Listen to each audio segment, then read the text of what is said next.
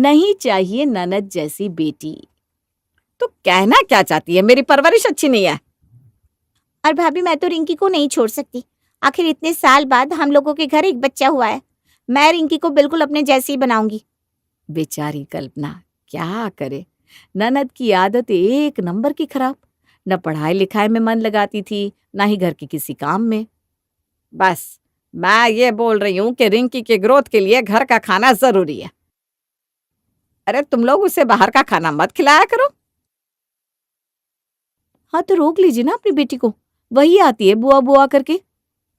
कल्पना अपनी बेटी रिंकी के पीछे दाल रोटी लेकर भागती है, लेकिन रिंकी, बुआ चलो ना, बाहर चलकर बाहर का कुछ खाते हैं, चलो ना। लो संभालो अपनी बेटी को। वैसे मैं तो जा रही हूँ बाहर गोलगप्पे खाने। रीना यहाँ ये बोलकर वहां से जा रही थी कि रिंकी खाने की थाली में हाथ मारकर खाना गिरा देती है। मम्मा तुम मुझे बिल्कुल पसंद नहीं हो। तुम्हें पसंद नहीं कि मैं खुश रहूं। जब देखो तब बुआ को मेरे लिए भरती रहती हो। वो तो मेरी बुआ अच्छी है जो आपकी बात नहीं सुनती। रिंकी माँ को चार बातें सुनाकर वहां से चली जाती है। कल्पना हैरान परेशान खड़ी होती है तो देख ले तेरा करम, हम पर उंगली उठाती है। तेरी बेटी तुझे ही धोकर चली गई। अरे हमारा खून है, वो तेरे मायके जैसी नहीं बनेगी, समझी? मेरी बेटी जैसी तेरी बेटी बन गई ना तो तू अपने भाग्य समझ। सास के ताने सुनकर कल्पना को गुस्सा आ जाता है। जिस रिंकी के लिए उसने अपनी लगी लगाई नौकरी छोड़ दी, वही उसको गलत आदतों के लिए आंख दिखा रही है। कल्पना को गुस्सा आ जाता है और सास पर बरस पड़ती है। क्या भाग्य, क्या भाग्य, हाँ बोलिए। एक काम नहीं करती रीना, पढ़ाई लिखाई में जीरो, और जब देखो तब पैसा बर्बाद करती है। ऊपर से रिंकी को मैं उसकी जैसा बनाऊं? अरे ऐसा बनाने के लिए पैदा नहीं किया मैंने अपनी बेटी। सास बहू आपस में चीख चिल्ला रहे थे, तभी वहां राकेश आ जाता है। कल्पना कैसे बात करी हो तुम माँ से? मैंने कभी तुम्हारे घर वालों से ऐसे बात की है? नहीं की होगी, क्योंकि मेरे घर वाले ऐसे है ही नहीं। तुम्हारी माँ को तो बस ताने बोलियां बोलनी आती है। जरूरत नहीं है इस घर में किसी को भी मुझसे बात करने की। किसी को आज के बाद मेरे बच्चे से कोई मतलब नहीं होना चाहिए। ये बोलकर कल्पना वहां से चली जाती है। माँ क्या हुआ इसे, ये इतना भड़क क्यों रही है? और रिंकी कहाँ है? उसके तो ट्यूशन होगी ना। और ये जमीन पर खाना किसने फेंका है? ये तो अन्न का अनादर है। अरे होना क्या है, आजकल की बहुएं सास के पास बच्चा देना ही कहाँ चाहती है। एक हमारा जमाना था, तुम लोग कैसे अपनी दादी के पास पल गए पता ही नहीं चला। हम तो घर के कामों में लगे रहते थे भाई। और ये आजकल की बहुएं, ये तो घर का काम भी इसलिए नहीं करती क्योंकि उन्हें बच्चा पालना है। शाम का खाना नहीं बनाऊंगी क्योंकि रिंकी की पढ़ाई होती है। सुबह देर से चाय बनाऊंगी क्योंकि रिंकी को स्कूल जाना होता है। दिन में एक मशीन अलग से कपड़े की लगती है क्योंकि रिंकी के कपड़े अनहाइजीन ना हो जाए। हे भगवान। राकेश अभी भी इस बात से अनजान था कि उसके घर पे लड़ाई झगड़ा क्यों हो रहा है। अगले रोज सुबह, राकेश, रिंकी कहाँ गई? रात में तो हम लोगों के साथ ही सो रही थी। अरे हाँ, वो रीना रात को कोई हॉरर फिल्म देख रही थी ना, तो उसी के साथ कोल्ड ड्रिंक और चिप्स लेकर उसके कमरे में गई थी। देखो वहीं सो गई होगी। कोल्ड ड्रिंक्स और चिप्स? तुमको पता है उसके टॉन्सिल्स कितने बड़े हो गए? उसे कोल्ड ड्रिंक क्यों दिया? अरे हाँ यार, मुझे तो ध्यान में ही नहीं आया। मैंने बस रीना के साथ ये सब लेकर उसे कमरे में जाते देखा। मैंने भी कुछ नहीं कहा, सोचा आ जाएगी। तो जाइए उसे रीना के कमरे से लेकर आइए। उसकी स्कूल बस निकलना जाए, तैयार भी होना है उसको। मैं लंच तैयार करने जा रही हूँ, उसका स्कूल है, तुम उसे लेकर आओ और तैयार करो। अरे यार, ये सब मेरे बस की बात है क्या?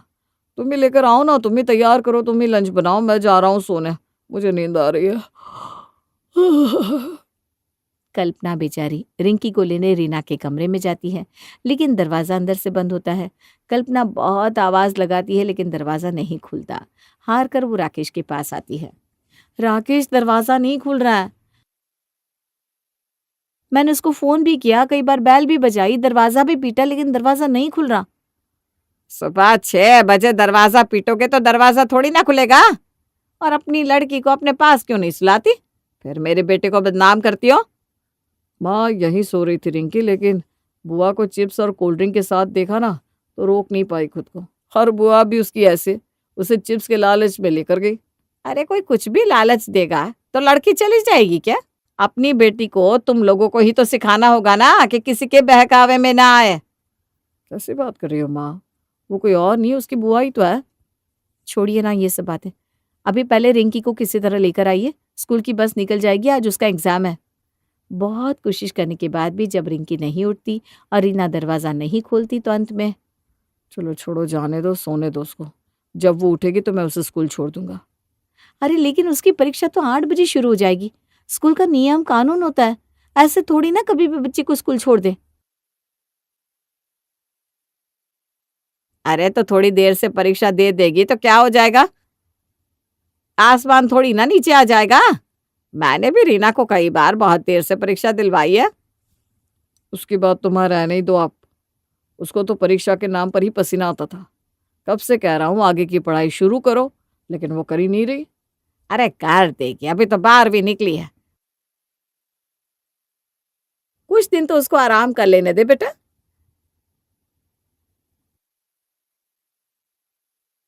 12-12 साल से मेरी बेटी पढ़ाई ही तो कर रही है।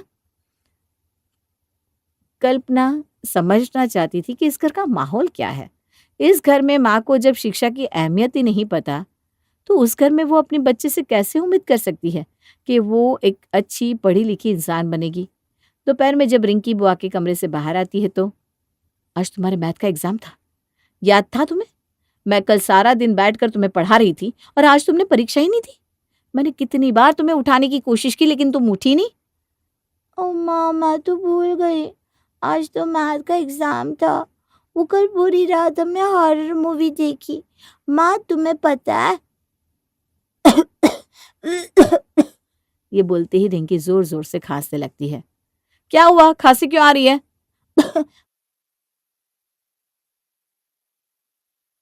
पता नहीं जब से सोकर उठी हूँ सर भी बहुत ज्यादा भारी लग रहा है। मुझे लगता है मुझे बुखार आएगा। कल्पना रिंकी को चेक करती है तो सच में उसे बुखार होता है। वो उसे गले लगाती है और उसके पास जाकर लेटती है, उसका सर सहलाती है। कल्पना बहुत प्यार से अपनी बेटी को समझाती है, देखो बेटा, हम सबके जीवन का एक मकसद होता है, हमें दुनिया में अपना नाम कमाना है। तुम्हें पता है जिन सहेलियों के साथ तुम खिलती हो, कल को अगर तुम कुछ नहीं बनी तो यही सहेलियां तुमको पूछेंगी भी नहीं। नहीं मम्मा, मेरी फ्रेंड्स ऐसी नहीं है, बहुत अच्छी है। कल्पना रिंकी को कैसे समझाए कि जीवन में शिक्षा का महत्व क्या है। जीवन नियम और कानून से चलता है, ना कि लापरवाही से। शाम को राकेश घर आता है।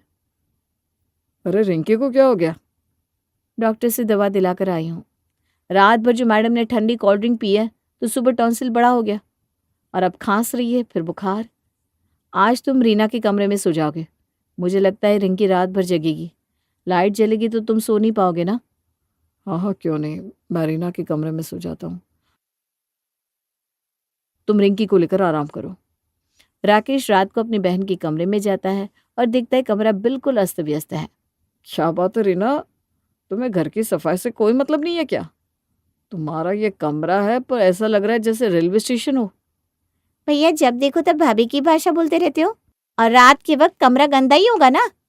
कभी दिन में आके देखो मेरा कमरा कैसे चमकता है। अच्छा अच्छा, रीना तौलिया दे अपना, जरा चेंज करके आता हूँ। अब कमरे में जाऊंगा तो रिंकी उठ जाएगी, बड़ी मुश्किल से सोई है बेचारी। हाँ, वो सामने अलमारी में रखा है, ले लो। राकेश जैसे ही अलमारी खोलता है सारे कपड़े उसके ऊपर गिर जाते हैं। रीना ये क्या है, ये अलमारी है कि कबाड़ खाना? क्या है भैया, एक दिन तुमको यहाँ पे सोना है और इतनी बकवास कर रहे हो। अब तुम सो यहाँ पर, मैं चली माँ के पास सोने। रीना माँ के कमरे में चली जाती है, लेकिन राकेश अपनी बहन के कमरे का हाल देखता है जो बिल्कुल बुरा होता है। पढ़ने लिखने की भी चीजें जमीन पर गिरी होती है, सारा बिस्तर अस्त व्यस्त होता है। पता नहीं माँ रीना को कुछ सिखाती क्यों नहीं, ऐसे कमरे में तो जानवर भी नहीं रह सकता। अभी किसी तरह सो जाता हूँ, सुबह बात करूंगा। अगली सुबह रिंकी का बुखार और तेज हो जाता है। सुनिए चलिए ना डॉक्टर के पास, मुझे डर लग रहा है। राकेश और कल्पना रिंकी को लेकर डॉक्टर के पास जाते हैं। इतनी दुबली हो गई, इसको खाने को कुछ नहीं देते क्या? इसके बाल भी बहुत रूखे हो रहे हैं।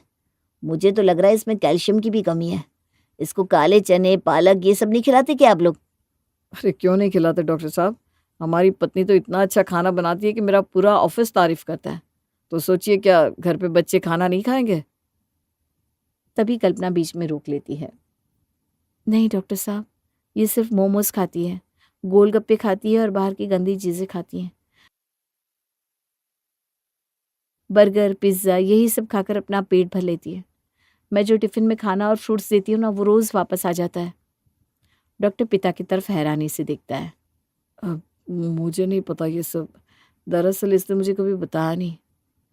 उस दिन जब मैं तुम्हारी माँ से लड़ रही थी ना, खाना ज़मीन पर पड़ा हुआ था, तब। देखिए, ये आप लोगों का फैमिली मैटर है, मुझे इससे कोई लेना देना नहीं है। लेकिन आपकी बेटी की बीमारी का सबसे बड़ा कारण उसकी लाइफस्टाइल और उसका खाना पीना है।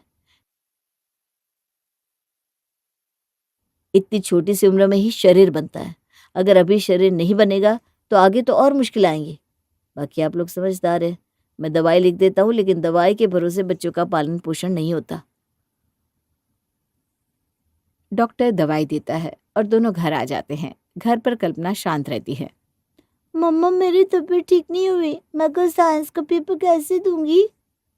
बेटा, तुम अभी पेपर की चिंता मत करो, तुम पहले अपनी तबीयत ठीक करो। तभी वहां रीना आती है। क्या हुआ भैया रिंकी को? पता है, उस दिन जो कोल्ड ड्रिंक पिया था बुआ, उससे मेरा गला बैठ गया और अब बुखार हो गया। मैंने कहा था ना माँ डांटेंगी मत दो, लेकिन आप नहीं मानी। अरे ड्रिंक से कुछ नहीं हुआ बेटा तुझे। तू जो ज्यादा पढ़ती है ना, उससे तेरा दिमाग खराब हो गया है। तभी कल्पना राकेश की तरफ देखती है।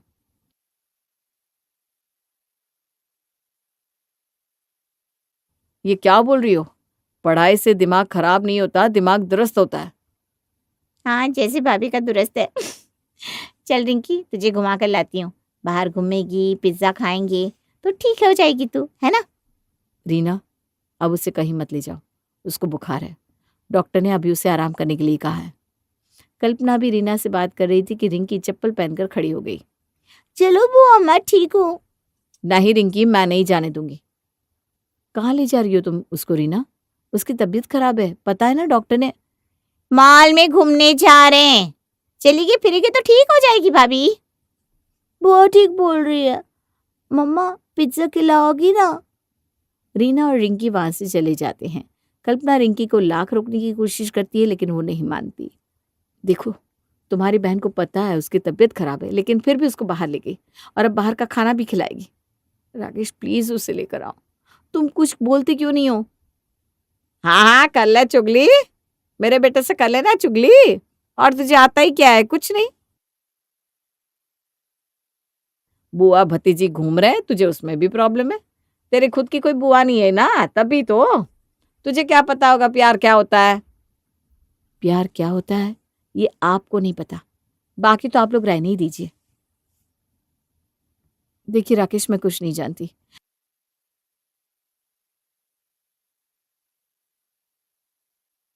रिंकी को वापस लेकर आइए, उसे दवाई भी देनी है और उसके सोने का टाइम भी हो गया है। कल्पना ने रिंकी को कभी भी मोबाइल फोन नहीं दिया था, लेकिन धीरे धीरे अब रिंकी मोबाइल फोन की तरफ इंटरेस्ट ले रही थी। मम्मा, अपना फोन देना। क्यों, क्या हो गया बेटा? मम्मा, वो रील देखनी है। तुम कब से रील देखने लगी?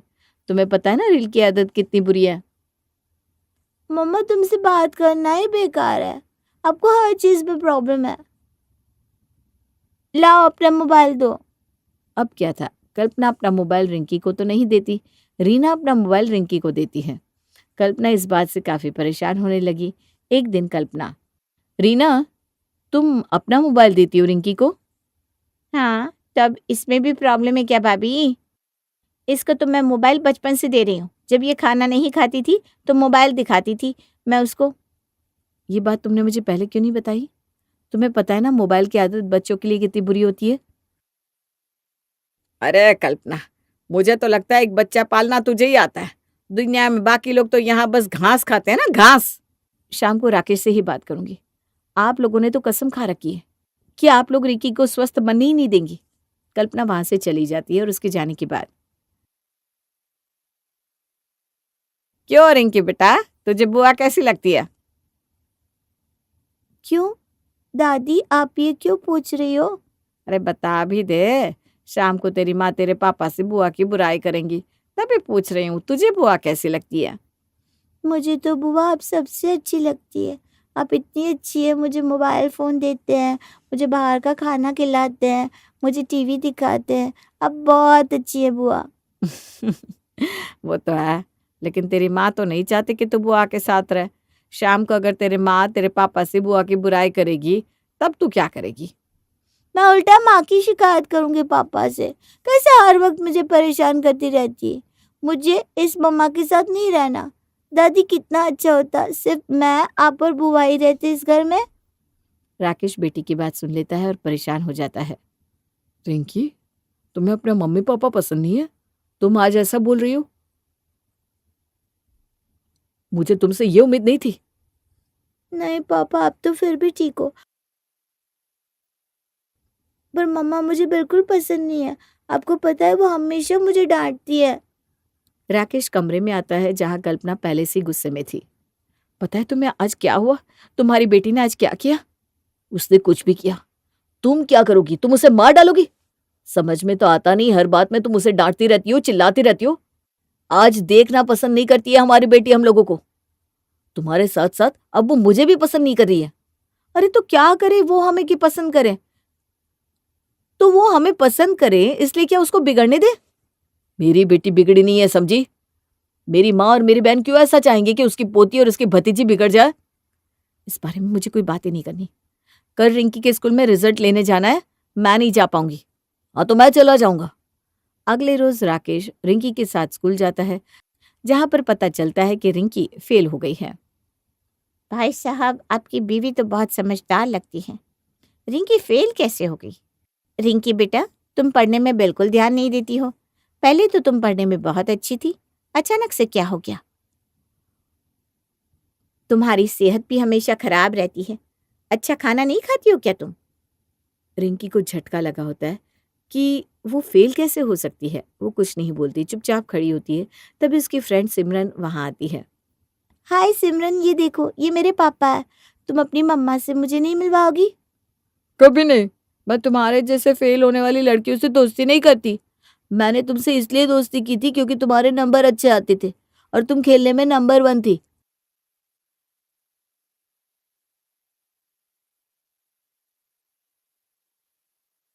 लेकिन अब तो तुम्हारे नंबर बिल्कुल अच्छे नहीं आते और तुम तो फेल भी हो गई।